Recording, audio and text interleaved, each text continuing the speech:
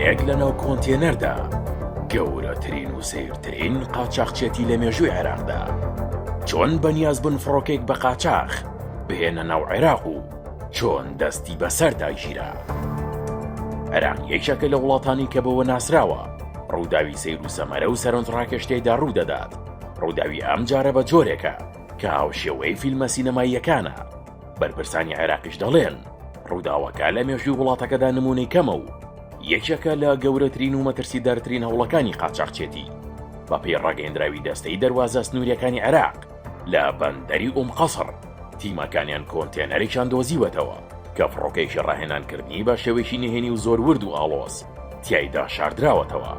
بە پێی زانیاریەکانیش ئەو فڕۆکەیە ماوەی زیاتر لە 5 مانگە گەیشتۆتە بەندەرەکە، بەڵام قاچاقچیەکان بە ئەنقەز مامەڵەیی هێنانە ناوەیان بۆ عێراق نەکردووە و خۆیان لە گۆمەرکردنی دزیوەتەوە و نیازیان هەبوو لە کاتێکی گونجاودا بە قاچاق بهێنە ناو عێراق.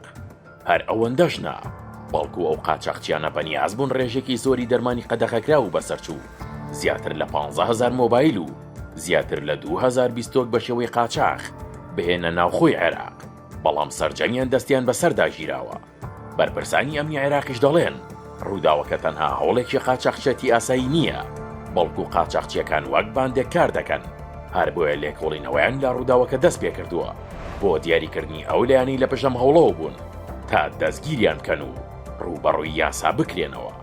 ئەمە یەکەم جار نییە هێزە ئەمنیەکانی عێراق هەوڵێکی قاچاقچێتی سەیر و سەمەرە پوچەڵ بکەنەوە. بۆ نمونە لە کۆتاییەکانی ئەم ساڵدا هێزە ئەمنیەکان لە ئەنبار دەستیان کرد بەسەر 18 کیلۆگرام مادەی هۆشبەر کە لە ڕێگەی چەند میزەڵانێکەوە هێنرابوونە ناو عێراقەوە، بەڵام وەک خۆیان دەڵێن ئەمە یەکەم جارە هەوڵ بدرێت فڕۆکەیەک بە قاچاق بهێندرێتە ناو عێراقەوە.